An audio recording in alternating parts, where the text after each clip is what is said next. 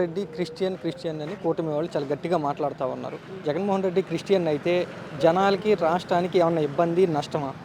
Jaganmohan Reddy Christians అయితే రాష్ట్రానికి ఏం నష్టం లేదు. వాళ్ళకి నష్టమని వాళ్ళు చెడ్డ ప్రచారాలు చేసుకుంటూ పోతున్నారు. ఎందుకంటే జగన్మోహన్ రెడ్డికి మాట్లాడడానికి ఏమీ లేదు వాళ్ళకి. ఇది క్రిస్టియన్ అయితే జగన్మోహన్ రెడ్డి తిరుపతికి ఎందుకు వెళ్తాడు? తిరుపతి ప్రసాదాలు ఎందుకు తింటాడు?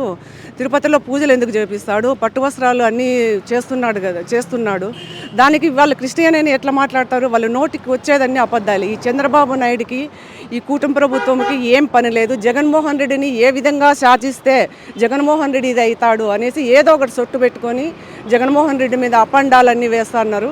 వీళ్ళకు తొందరలో బుద్ధి చెప్తారు, కానీ ఆ బుద్ధి తెచ్చుకుని ఇప్పటికైనా వాళ్ళు బుద్ధి తెచ్చుకొని తిరుపతి లడ్డులో కల్తీ ఉంది, జంతువుల కొవ్వు కలిపారు అనేసి అబద్ధాలు చెప్పారు. అది ఇప్పుడు జంతువుల కొవ్వు లేదని తేలిపోయింది. దానికి ఏం చేయాలో వాళ్ళకి అర్థం కాలేదు. ఏదో ఒకటి జగన్మోహన్ రెడ్డి మీద కూటమి ప్రభుత్వం ఏదో ఒకటి కక్ష పెట్టుకొని ఏదో ఒకటి మాట్లాడాలా. క్రిస్టియన్ అయితే ఏమీ నష్టము? వాళ్ళకి చేసేటవన్నీ చేస్తున్నాడు కదా. ప్రతి ఒక్కరికి బీద బిక్కు అని లేకోకుండా, క్యాస్ట్ ఫీలింగ్ లేకోకుండా అందరికీ పదవులు ఇస్తున్నాడు, అందరికీ చేస్తున్నాడు. వీళ్ళైనా ఇప్పుడు పెన్షన్ ఇవ్వాలంటే వైఎస్ఆర్ వాళ్ళ కుటుంబానికి ఏమి ఇవ్వకండి, వాళ్ళ పథకాలు ఇవ్వకండి అని చెప్పారు. మన జగన్మోహన్ రెడ్డి అదంతా చెప్పలేదు. ఏ ఏ కుల మత భేదం చూడకుండా పథకాలన్నీ అమలు చేయండి అనేసి టీడీపీ వాళ్ళకు పిలిచి మేము ఇచ్చాము, అమలు చేసాము పథకాలు అనేసి.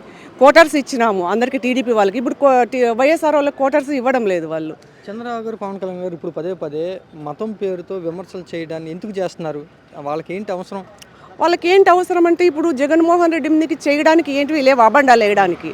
తిరుపతి లడ్డుది అది తేలిపోయిందా, ఇంకా ఏదో ఒకటి వేయాలనేసి క్రిస్టియన్ అని చెప్తున్నారు. క్రిస్టియన్ అయితే భారతమ్మ మీద కూడా ఏదేదో అపండాలు వేసిరి. ఆమె తీర్థం ఇస్తే కింద పోసింది అనేసి అవి చూసారు కదా. తీర్థం ఇస్తే ఎప్పుడు కింద పోసిందామా? ఎప్పుడు కింద పోసింది లేదు. అయినా కూడా అపడ్డాలు కదా, అవి చేయడం వాళ్ళకి పొరపాటు కదా. అట్లంతా చేస్తున్నారు. ఏం చేయాల, ఏం నిందలు వేయాల? ఏం నిందలు లేవు వాళ్ళకి. ఇలాగ నిందలు వేసి వీళ్ళకి చెడ్డ పేరు తెస్తాము. ఈ 2029కి వీళ్ళకి ఏదో ఒకటి చేద్దామని చూస్తున్నారు. అదైతే వాళ్ళు జీవితంలో చేయలేరు ఆ పని. హిందువుల దగ్గర మంచి మార్కులు కొట్టేయడానికి జగన్ ప్రయత్నిస్తున్నాడు, యాక్టింగ్ చేస్తున్నారని కొంతమంది కూడా మాట్లాడుతూ ఉన్నారు.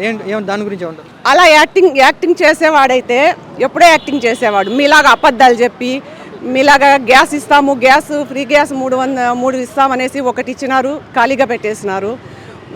ఇంకా మనిషికి 1500 వచ్చి పిల్లలకు నీకు 1500, నీకు 1500 అని చెప్పేసి ఒకరికి కూడా 1500 ఇచ్చిందే లేదు.